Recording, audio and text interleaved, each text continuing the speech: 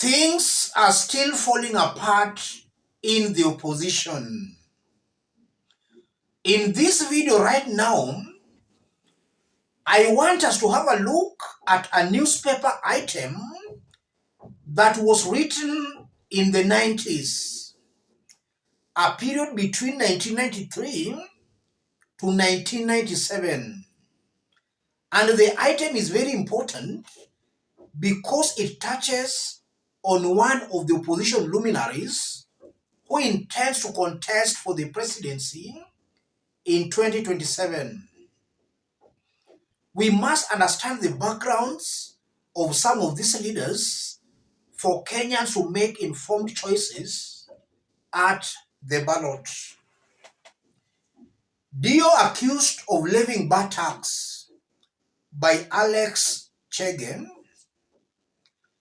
Bar owners in Kiambaa division have now to contend with a new tax collected by the area chief and his team of administration policemen and decreed by the DO.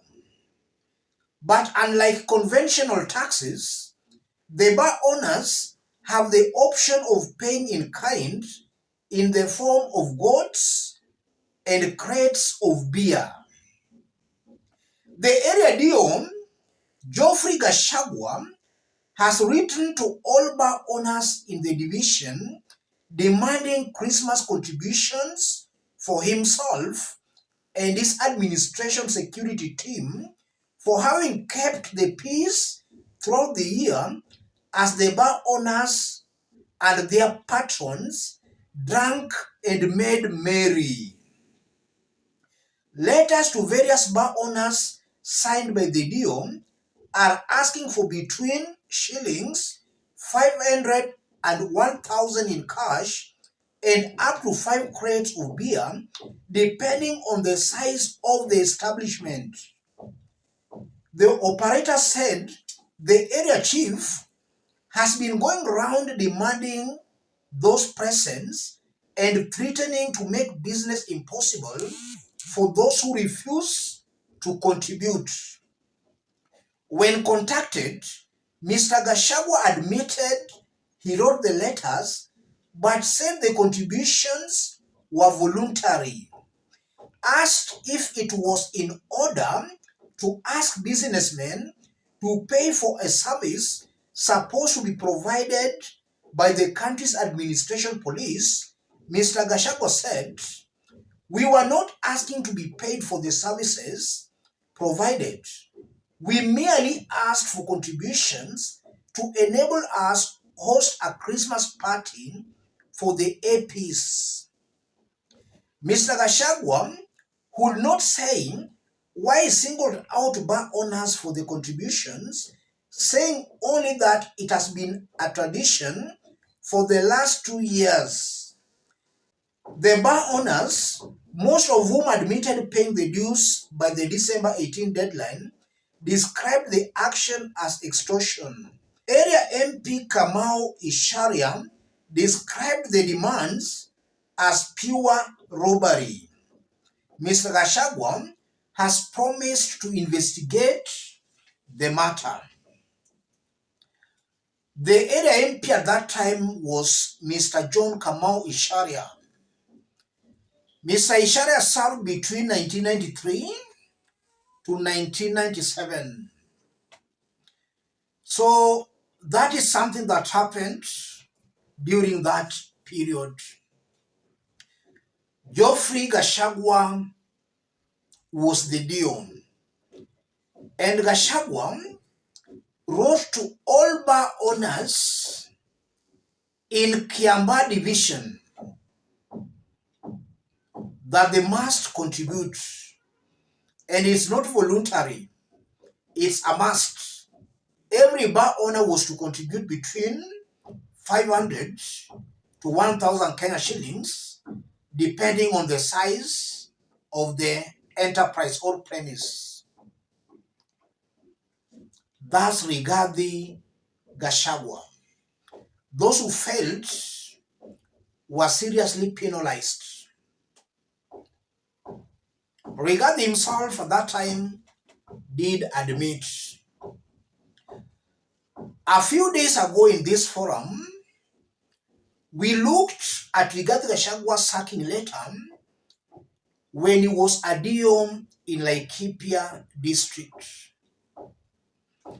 I think from Kiambaa division, Rigathi moved to Laikipia district, where he was sacked for mismanaging of relief food meant for Laikipia district. These are not propaganda. These are facts proven to be true. It has been proven that Rigathi Gachagua was sacked for mismanaging of relief food meant for Laikipia district.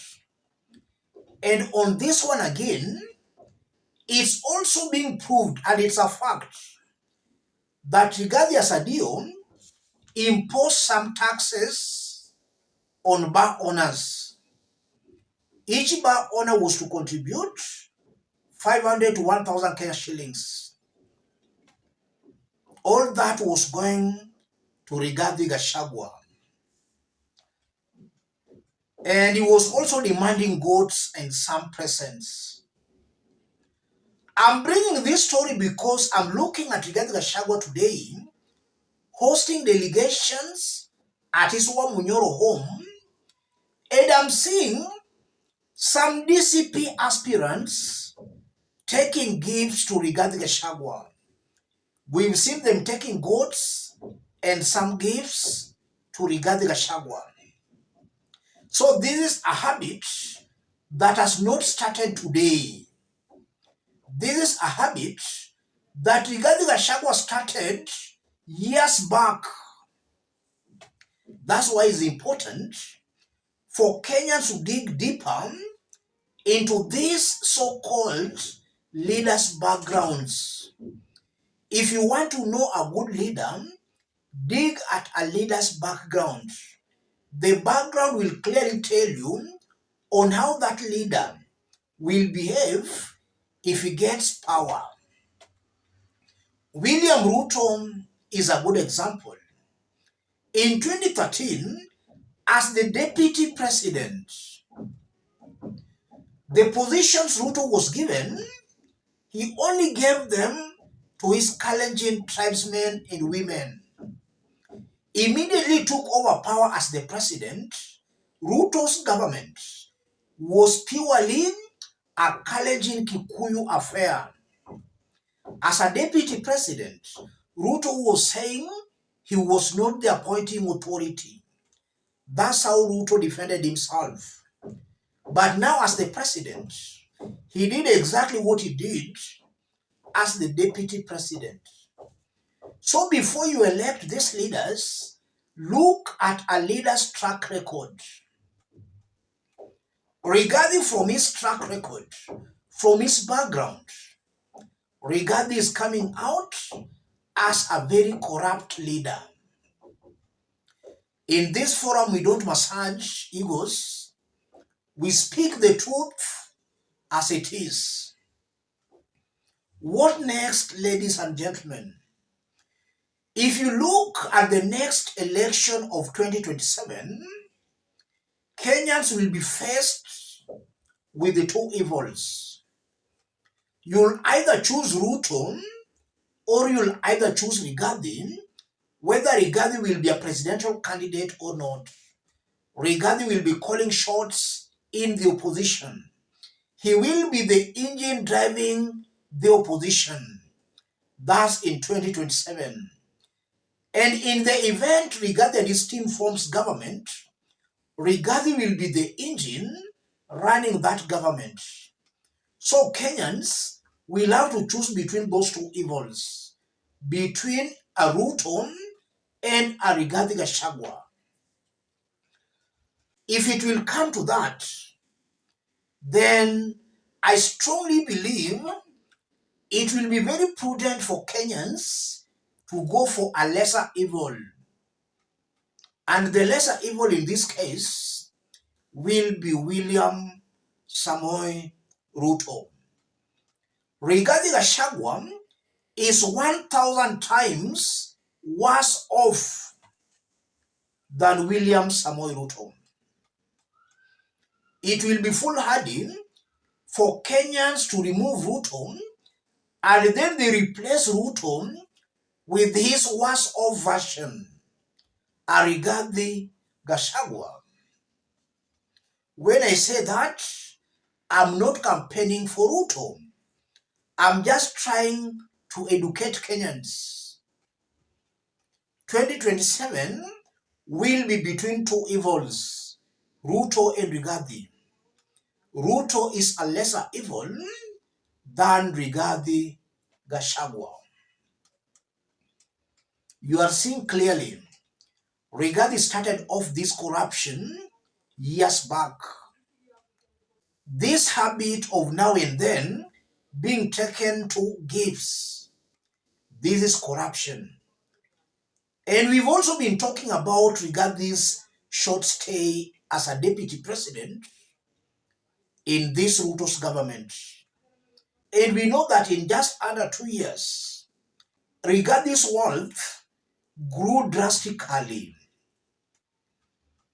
And we also know what happened to his late brother's properties, Nderitu Gachagua. Let me stop it there, ladies and gentlemen. If you are watching us but you have not yet subscribed, subscribe, give the video a like. Let's meet in our next analysis. Thank you. God bless you. God bless Kenya.